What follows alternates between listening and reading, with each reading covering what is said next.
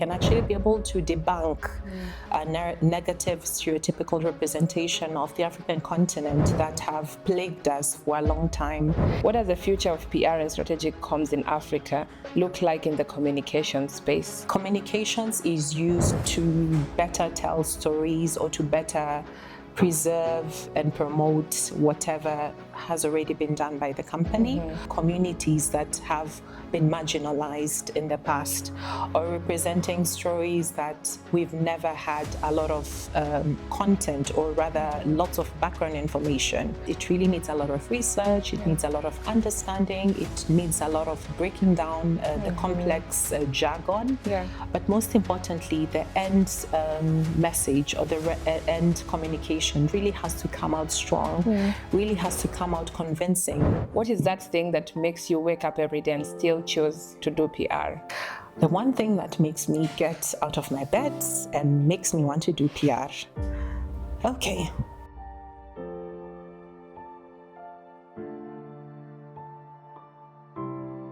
My name is Nancy Atieno Onyango. I'm the founder and CEO of Show Up Communications. We are a strategic communications advisory firm, and we're based in Nairobi, Kenya.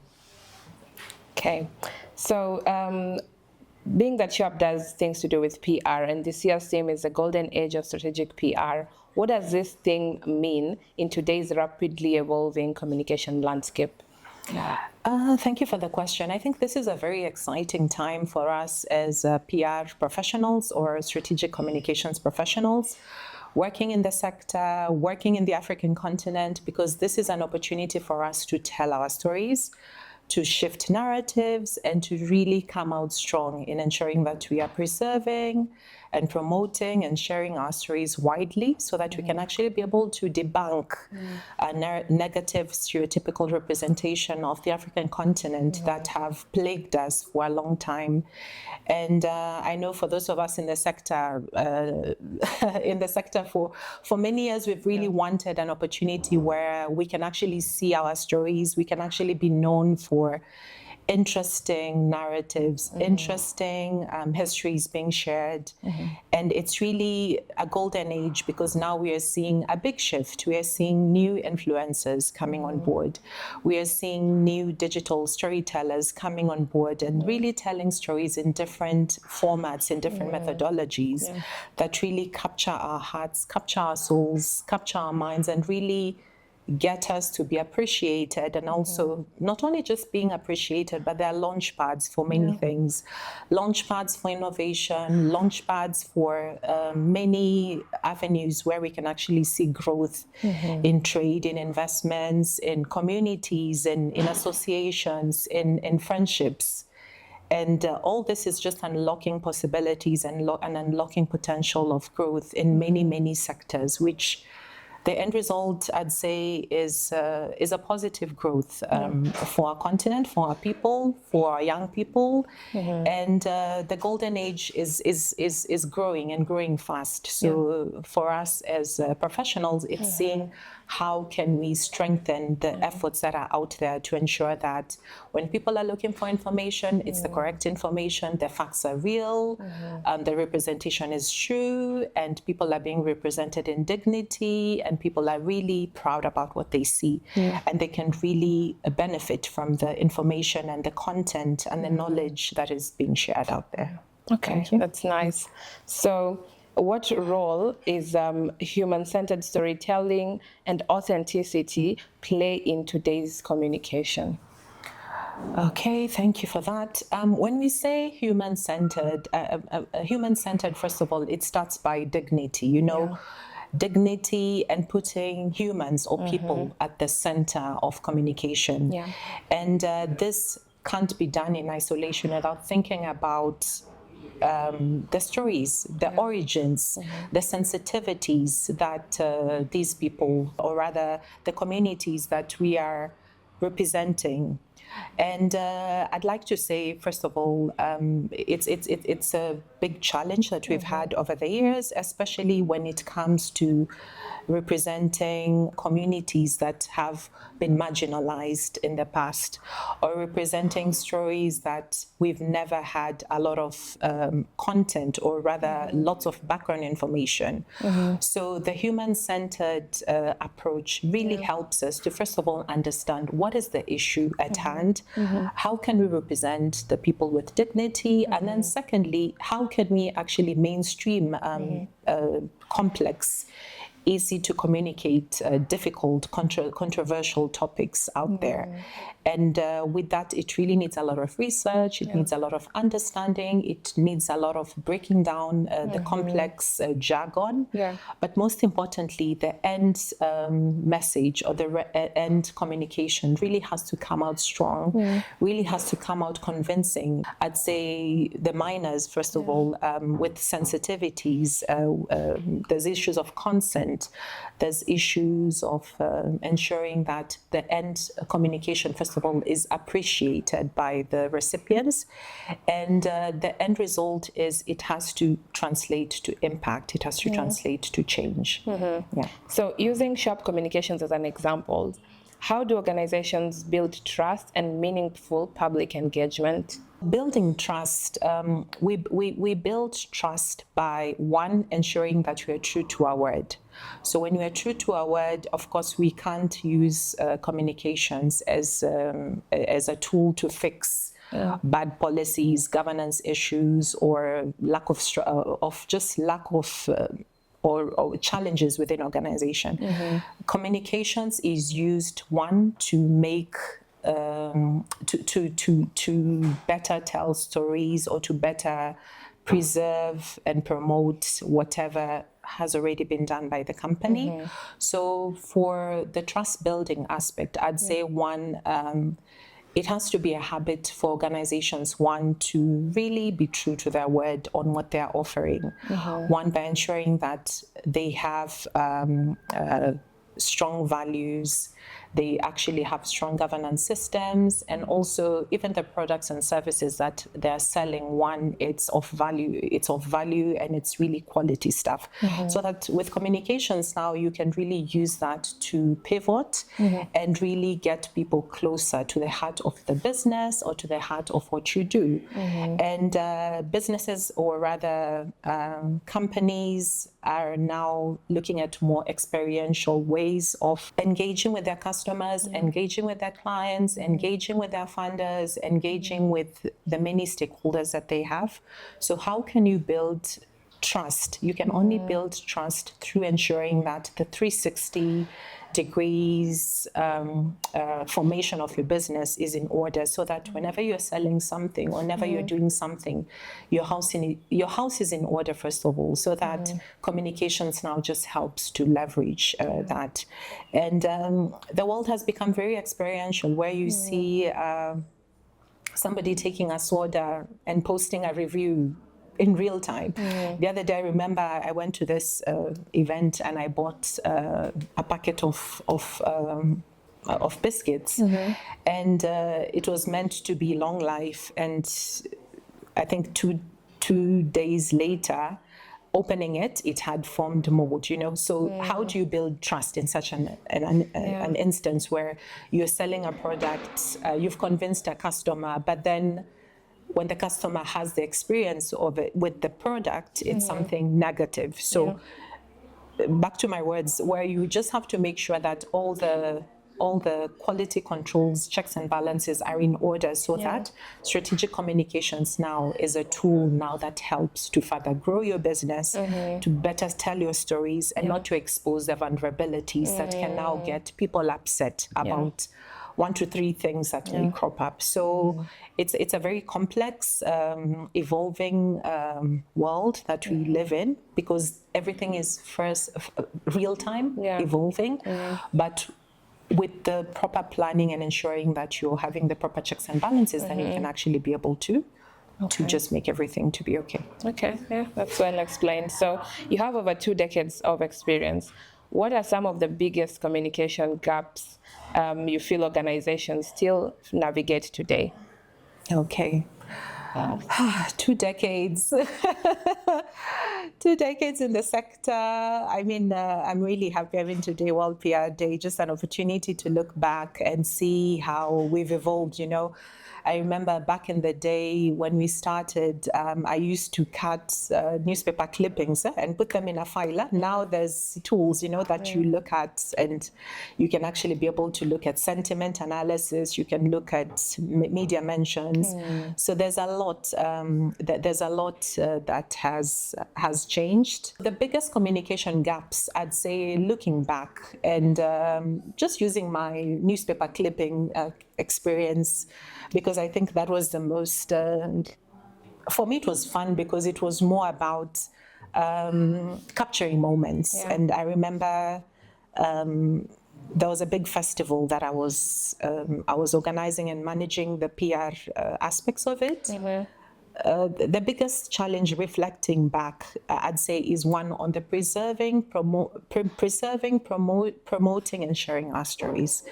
I still feel it's a big challenge that we have. People say the more things change, the more they remain the same. I strongly feel we're still there. One, because the efforts in telling our stories has grown. But then how do we better preserve those moments? How do we better promote our stories and how do we showcase them to the external world? So I think that is a big that is a big thing that we need to look at how we really preserve, promote, and showcase the stories. Okay. So that brings us now to a futuristic question. So what does the future of PR and strategic comms in Africa look like in the communication space? Okay, so in my crystal ball, what does the future of PR look like? I think a lot of things are changing, and one with a youthful demographic in the African continent.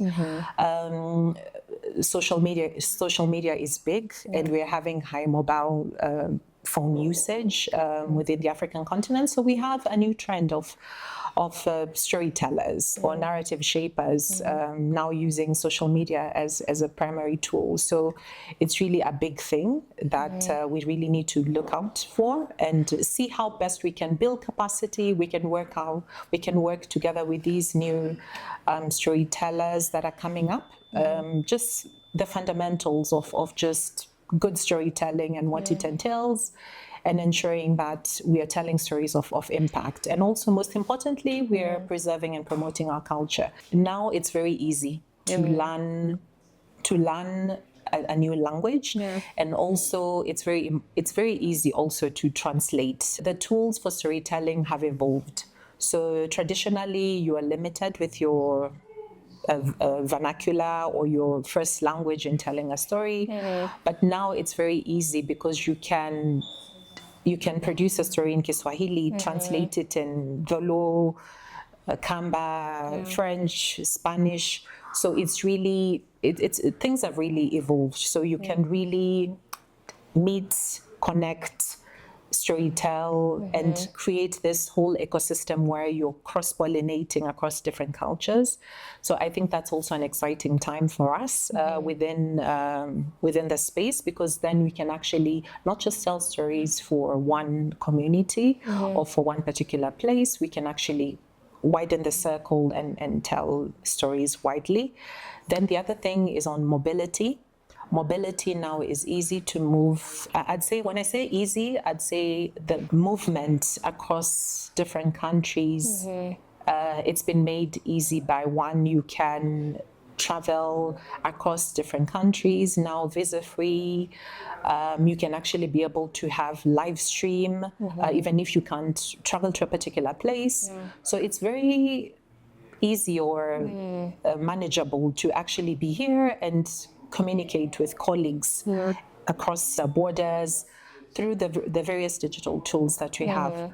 So it's also an exciting time, because then it means that the world has opened up more, and the storytelling efforts can actually not just be restricted to places, or rather the places that we considered were not so much accessible, now are accessible, because even if a place you can't fly there, and there's a colleague who's there, they can live stream. We have drones.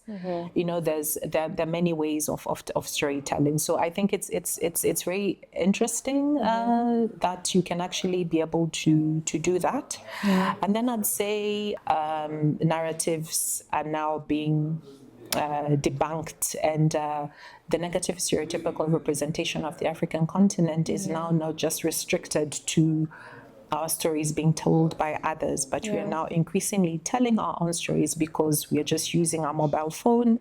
You can record something, you can put a voiceover, you can translate, it can be watched and read in different languages, in different formats, and it's becoming very interesting in the sector, because now the various ways of communicating have been made to be very easy to understand and communicate.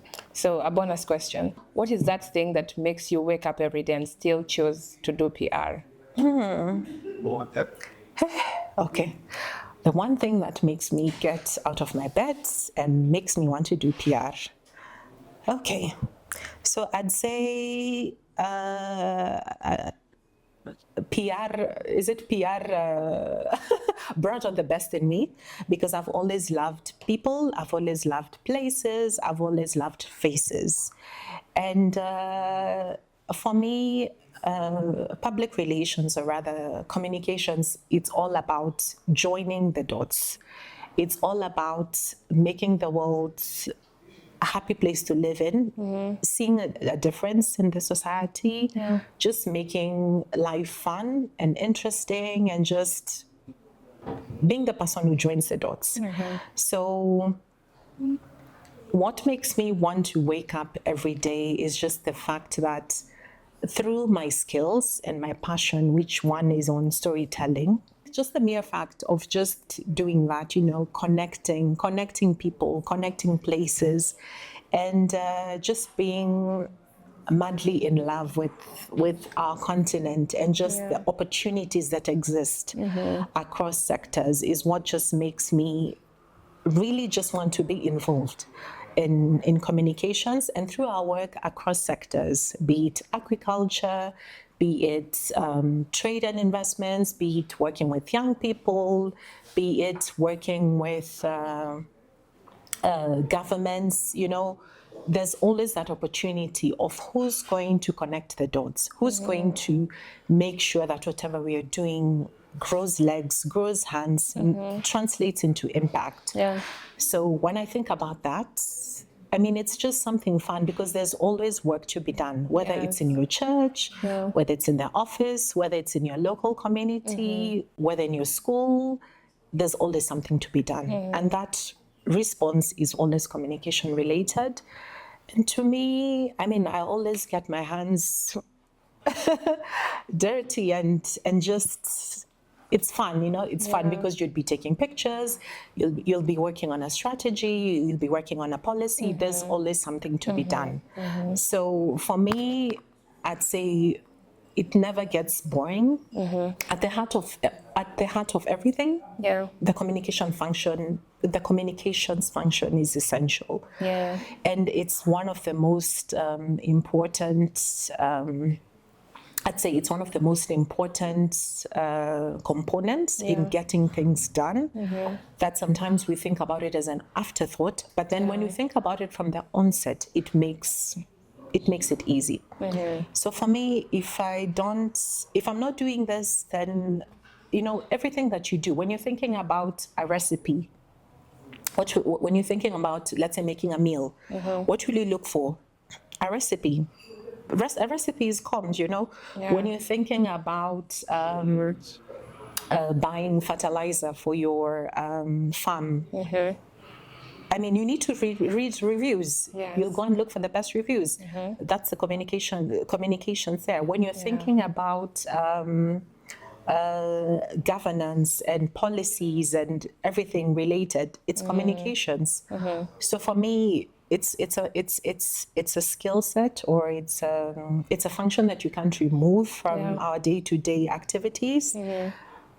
I find myself increasingly curious about many things, and through that, it also just creates that triple effect where you find yourself surrounded by like-minded people who now bring in different strengths. So whether it's legal, whether it's accounting, whether it's policy, whether it's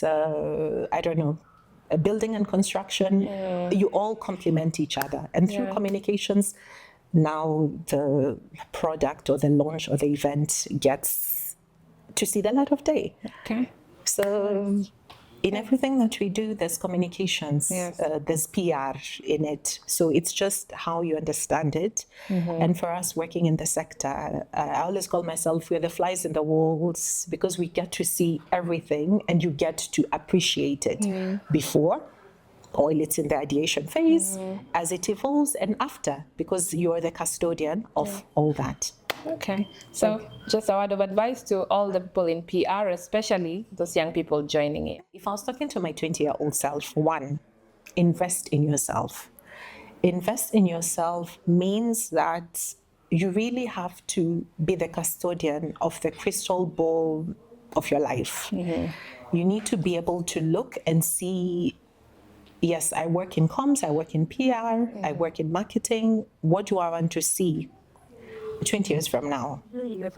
So if you want to be an expert in a particular field, do all it takes to be and bring the A game in that. It means having the right mentors, being in the right circles, training yourself and equipping yourself with the requisite skills to actually be the best in that. Then secondly, I'd say learn to be somebody who takes feedback and acting on feedback. Feedback is not meant to break you. Feedback is meant to make you be better in what you do. And every time you get feedback, always take time to introspect and see, how can I make my weakness to be my strength? And if it's something that really doesn't cost you money or doesn't cost you time, doesn't cost you sleep, it should really not come up again as something that is really setting you apart from other colleagues or denying your promotion or an opportunity. So the more you listen to feedback and also just making it your business to self-improve, I think that would be a plus. Then lastly, having the right mentors and sponsors. So mentors and sponsors, there's a difference. Mentors are people who can help in coaching and guiding you in how you need to evolve as a practitioner, and see your growth, and you can always bounce back. But then a sponsor is somebody who you can always guarantee your name will be mentioned in rooms or spaces that you're not in. How do you get a sponsor? You get a sponsor by bringing in your A game and always ensuring that people can vouch for you, even if you're not there in the room. And you can only be able to attract good sponsors by always being ahead of your craft, being somebody who can be trusted with responsibility, being somebody who doesn't need to be micromanaged. Always being somebody who doesn't need to be micromanaged. You have initiative, you have leadership, and even in instances where you don't know it all, because nobody knows it all. I don't know it all 20 years in the game. You always have to make sure that you expose that vulnerability, which also enables you to get assistance or to get support. So that creates an opportunity where sponsors can actually see, okay, how can we work together? Because, it's always about cross-pollination. So I'd say if I'm talking to my 20-year-old self, I think those would be the ingredients. And last thing I'd say, don't beat yourself too much about it. The dots always connect, but the efforts that you make as you start in your career really pay off, because sometimes you really don't know where it fits in, but as you move along, you can actually be able to see, okay, this experience or this network or this learning that I did, it really comes through. So investing in yourself, having the right mentors, taking feedback, and just being invested in yourself and the craft and the trade, and just seeing how things are evolving, I think really go along the way. And just always just be open to taking new roles. Don't be scared of traveling. Don't be scared to taking responsibility. Now we're living in a time and age where tools are available online. You can take courses. You can connect easily with people during events. Spaces have become more fluid, so it's not as difficult as it was many years back, where you had to make an appointment and drive, I don't know, to this faraway town. You had to book a plane and go to a different country. You can literally connect with people at the comfort of your home. Your living room, your bed, just inboxing somebody on LinkedIn, coming to an event and speaking to them after. So the world is your oyster. And the future is not tomorrow, the future is now. So just take every moment as an opportunity to be the gateway for the next opportunity.